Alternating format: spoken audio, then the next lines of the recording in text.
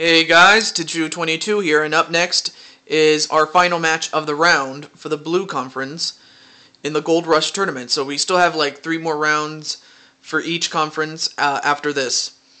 And up next is going to be Ezekiel Jackson and the Undertaker, the same 2 men that struck out in the Bound for Glory tournament about 2-3 months ago. 2-3 weeks ago, excuse me, I apologize for saying the wrong thing, but yeah, 2-3 weeks ago, these 2 men, they struck out and they just laid a big egg. 0 points for their efforts.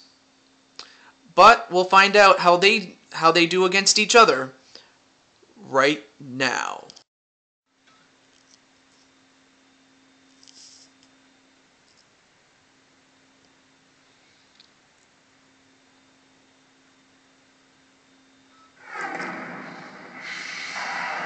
And we're off.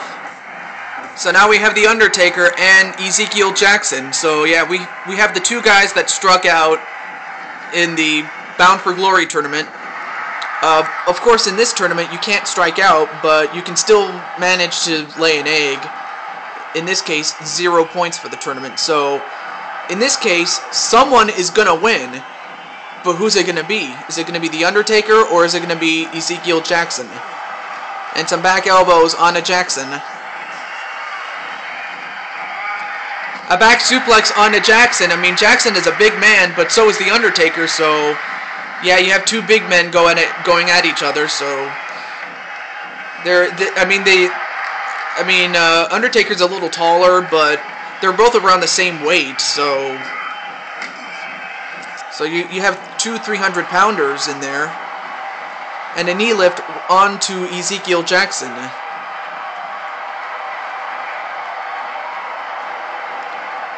I mean that is just straight up power by the Undertaker. I mean, Undertaker has done this for years, and Undertaker just continues to dominate the competition as he always has.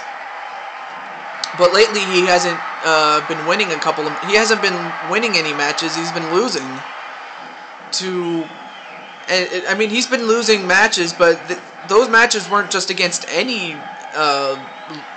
they weren't just against anybody. They were against the best of the best that, this company has to offer, really.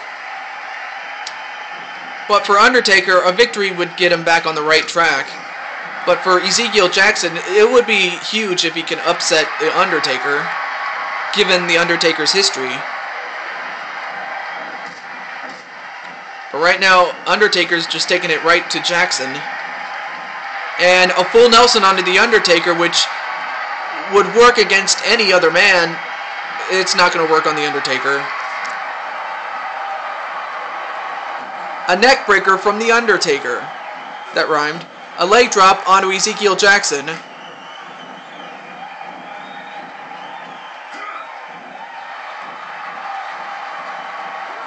And a super hip toss onto Jackson. Speaking of Jackson, I did get to fight his uncle, Michael, in that Rumble for the Gold, and I was so close to winning the European Championship. I mean, that would definitely have put me up there in the running for the World or the WWE Championship. But I just fell 1 man short, and I had to have lost to Punk, of all people. Speaking of Punk, Punk is in real life about to fight. Alright, let me try this again. Punk is about to defend the WWE Championship in real life against a monster that has been undefeated. And I'm not talking about the Undertaker. Undertaker has been beaten before. I'm talking about Ryback, a man who simply says, "Feed me more." And all he does is just beat people up, really. And I have a feeling that Punk is not going to survive. And if he does, it'll be a miracle. But back to this match. Both men are on the outside. and a deadlock, and both men get back in. And a punch right to the head of the Undertaker.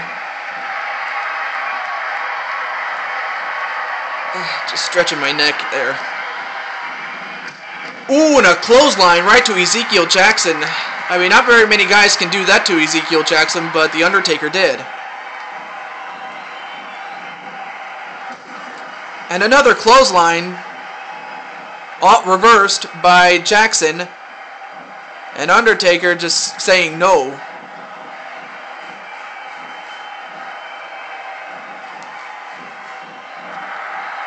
And oh, this is not good if you're Jackson. Tombstone pile driver. Tombstone pile driver. And a pinfall cover. 1, 2, 3. Yeah, Jackson didn't survive the tombstone pile driver by the Undertaker. And Undertaker just made short work of Ezekiel Jackson. And for Ezekiel Jackson, he can rest in peace.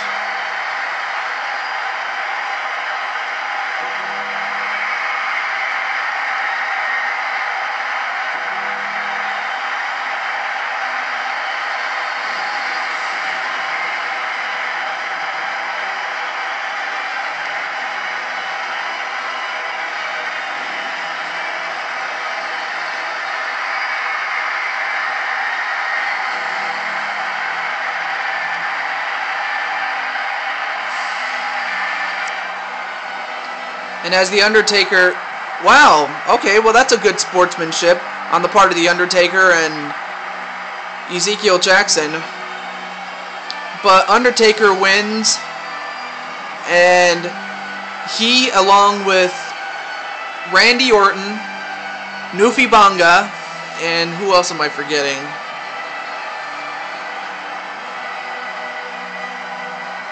And Eddie Guerrero. Undertaker is in a 4-way tie with those three guys. So there's a 4-way tie for first, but we'll find out how long that's gonna last next time. But until then, this is Staju22 signing off, saying goodbye, and stay tuned for the Red Conference as round 2 is about to begin for them. Peace.